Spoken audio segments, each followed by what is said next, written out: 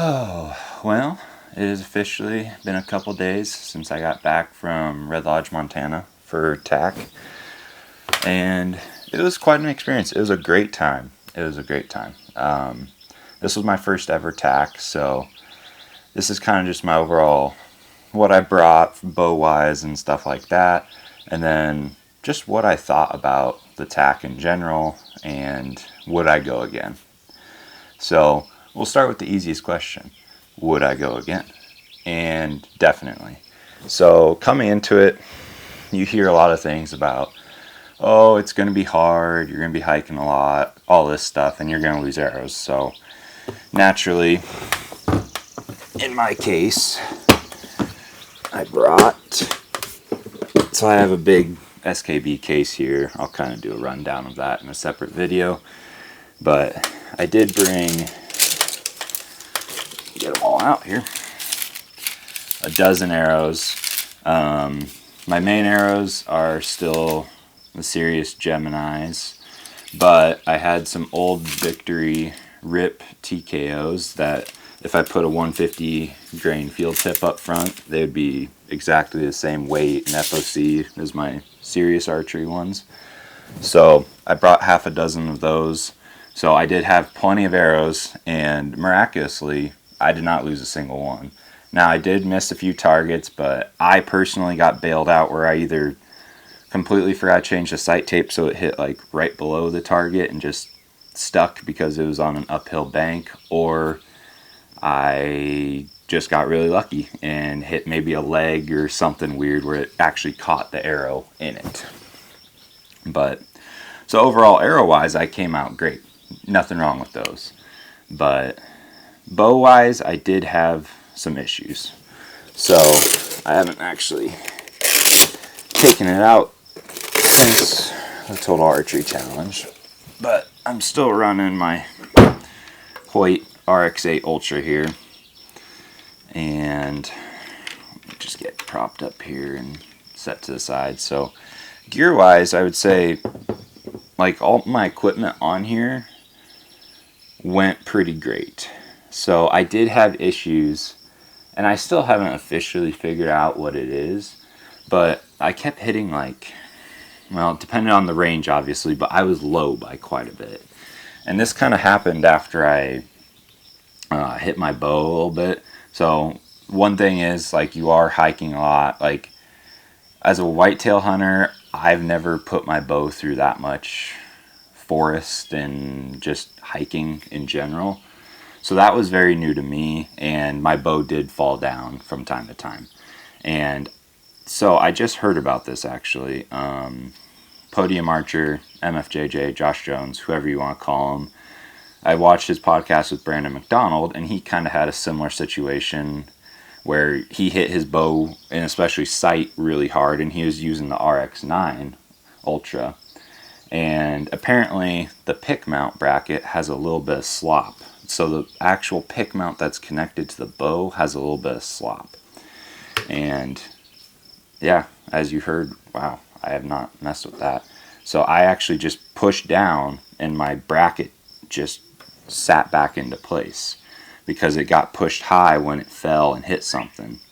So that 100% was the reason why. Wow, I can't believe that actually just happened. Good to know. So obviously that was the reason why, and I could not figure out, like, I thought I was like 2 yards cold technically, like I was shooting 2 yards low, which gaining elevation from a place like eastern Nebraska to Red Lodge, like that's 4,000 or 5,000 elevation and no humidity, so my arrow should have been, if anything, going faster, and my sight tape should have been a little hot, but I was actually cold. And that's obviously why. So I just struggled with my up and down constantly. But at the end of the day, it did work out. Like, I still shot decent. I shot better than I thought I would, honestly. So I will still take that as a win, I suppose. But other than that little pick mount issue right here, I did feel like all my equipment performed really well. Having a bow stand, really nice. I know Matthews, Darton, Hoyt, and Elite, I think, are the only ones that have an integrated first-party one that I know of. Yeah, that sounds about right. And I know you can buy other ones too. Let me get that out of the way here. But having a bow stand, especially on the mountain like that, where you're constantly setting your bow up and down, waiting for people to shoot, that was a very big thing that I found quite helpful. But yeah, other than that, the bow performed great. So I really had no complaints there. Optics. This was very new for me. So I just got some new optics from Bushnell. So I'm still like kind of learning and figuring out how they look and everything. But so binocular wise, so I have the marsupial pack. This is the small size, and I'll be honest, so getting to the binoculars, these are the Bushnell R5s. They're the 12 by 50s. I would get the next size up for a pouch with these. That's just neighbor going by. That's just my personal opinion. I have to kind of, like, I have to take all the lens caps off, which I typically do anyways, but even then, it just barely kind of holds the magnet right there. So I would recommend bumping up to a medium or large, because this is the smallest one they have. I know that it's made for 12 by 42s or smaller. I had 12 by 42 Vortex binoculars before and got these instead. So these performed really well. I'm still getting used to the overall look of them. They're a little less of a saturated look than my Vortex ones. And honestly, the bottom of them have like a little bit of a, I wouldn't call it a haze, but it's just not as clear as the top half. Like from the top half up, it seems really clear, and then the bottom seems a little worse, which I actually went back and used my old Vortex ones, and they were actually pretty much the same. I just never really noticed it until I got to the 12 by 50s. I think the size difference makes a little bit of a more noticeable change in them anyways. So, but these did really well. Having 12 power was really nice, especially for those farther shots, trying to see where exactly your arrow hit and all that good stuff. So then in my rangefinder pouch, I have the Bushnell Broadhead. This rangefinder is awesome. It's a very lightweight rangefinder. Like, it weighs very little, which is a little concerning durability wise. I haven't dropped it. I'm hoping not to drop it, but it might still happen. So that is something I'll have to take in consideration. But it is a very light rangefinder, but it is really stupid accurate. Like, with those slopes, we had 25-ish degree slopes we were shooting up and down, and I would definitely say my rangefinder was the most accurate. Everyone else seemed to be a yard or two off, and then they were hitting a yard or two. They were hitting more like what my rangefinder said than theirs. So I think I think it probably is the best archery rangefinder around. I don't know on rifle stuff. I'm not huge into the rifle space as of right now, so maybe someday soon we will be. We'll see. But yeah, those did super well, and would definitely recommend that. Release that I brought. So I did bring two. I don't have my second one. It's in my backpack still. I haven't taken it out. So my backup was my Scott Sigma that I've used for ages. Great release. Kind of eats my D-loop, so I don't really use it too much anymore. But comfort-wise, it's arguably one of the most comfortable releases I've ever used. But I've been using the Truball Ultimate Flex for the past, oh gosh, yeah, probably like 6 months already, and it's been really nice. Like, it fits in my hand nice. It feels like a premium release should. Granted, it's an expensive release, so it should feel good. But then, yeah, I had no complaints about it. It worked flawlessly. Didn't lose it, thankfully. And then I have a wrist strap from Dark Star Archery. They sent it over to me to use and give them some feedback on, and I've really liked it. I wanted a good, slim wrist strap, and this one does the job super well. So basically, I just had it like this. I didn't really feel like cinching it up. I'd shoot take it off and just slide it right back into my little side pouch on my marsupial holder, mainly because I get tired of it.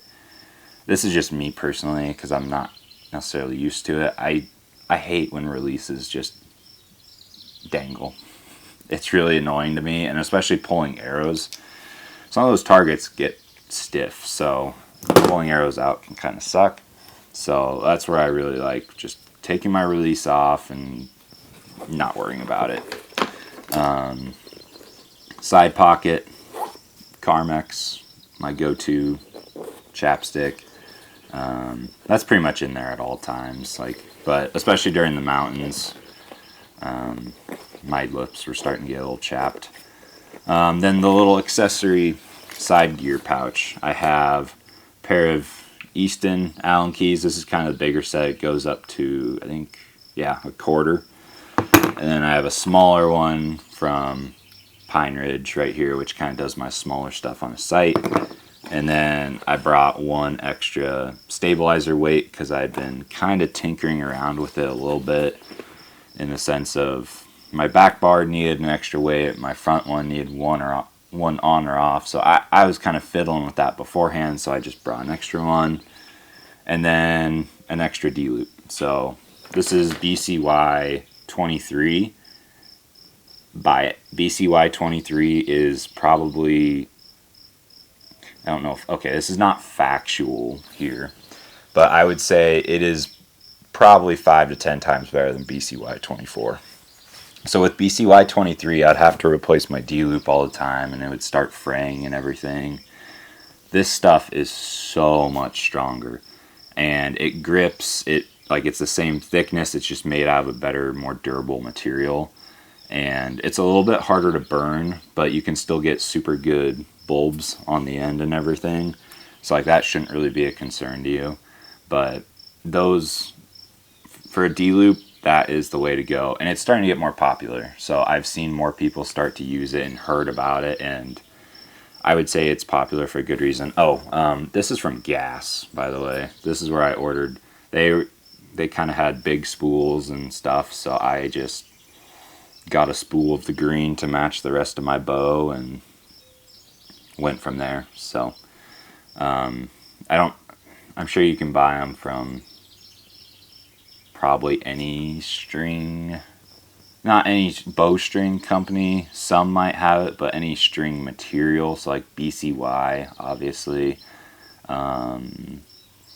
Bloodline might have an equivalent. I don't really know, but either way, BCY 23, best D-loop material out there. Yeah. So that's kind of my rundown of what I brought to TAC. On top of that, I had my Kuiu backpack. It's the 2300 size. Worked pretty great.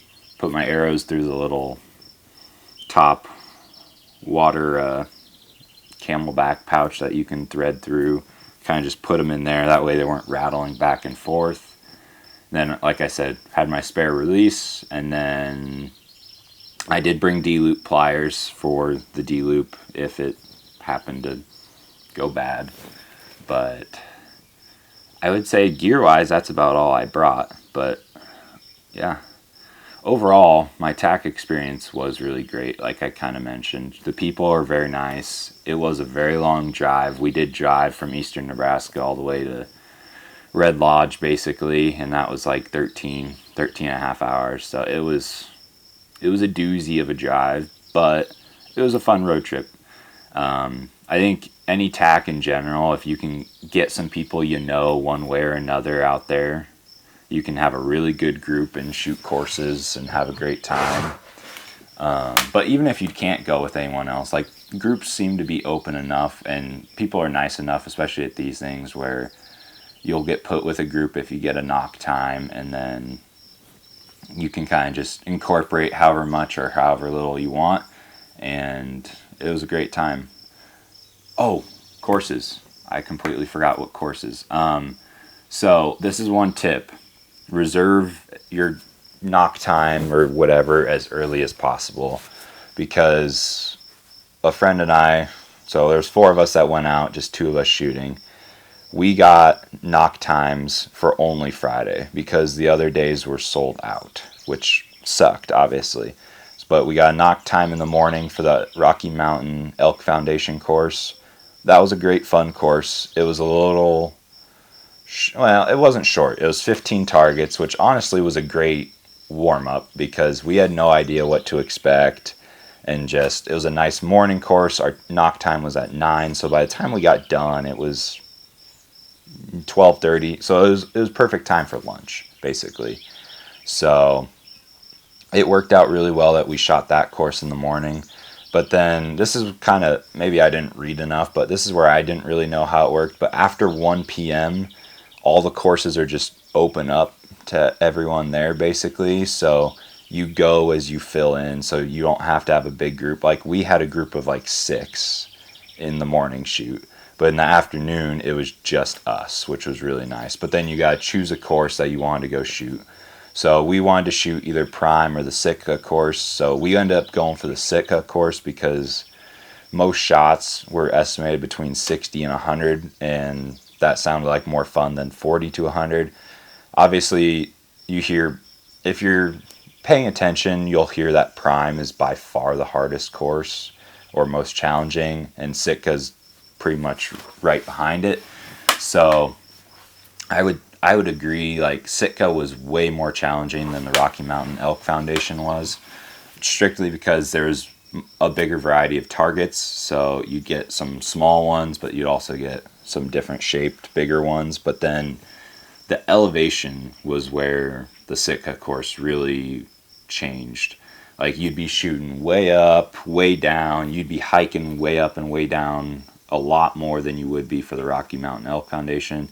And granted, this is just how these courses were set up. It could be different at the other tacks, but this was just my experience. So the Sitka course was really good. It got a little long towards the end because there's occasionally you'll get a couple really slow groups and you can't just get by them. But so that one took us probably 4.5 hours to get through, which honestly should maybe have taken us 2.5, maybe 3 if we had an average pace of groups in front of us, but sadly we didn't.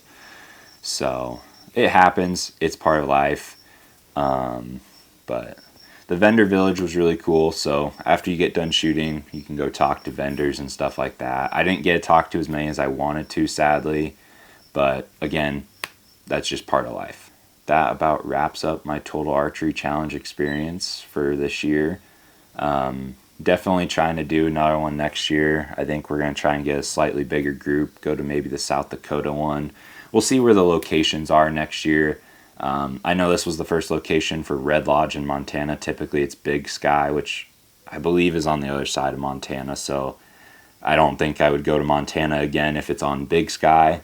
But Red Lodge might go again. Oklahoma could also be another cool one. So if you guys went to either of those, let me know how it was and if I should go next year, because I'm definitely taking ideas on which ones to go to next year. I'm willing to travel a decent ways, so drop that below and I will respond to you and see what your feedback is. But other than that, I appreciate you guys stopping by and watching my overall tack rundown for this year. And I'm gonna do a bow setup probably here shortly on what I'm going to be using for antelope and whitetail, since that's honestly about a month away. Antelope's a little over a month away, and whitetail here in Nebraska is September 1st, so that's a month and a half away basically. So we will start doing more of the bow setup stuff for that, and then I'm also going to try and do a few more like food plot stuff, videos like that. And I'm also getting saddle setup stuff because I did draw Kansas this year. So I will do a couple videos on how my setup's going to look for that and all that good stuff. But again, I appreciate you guys coming by and watching. If you have any other video ideas, drop them down below. Make sure to like and subscribe, and I'll see you in the next one.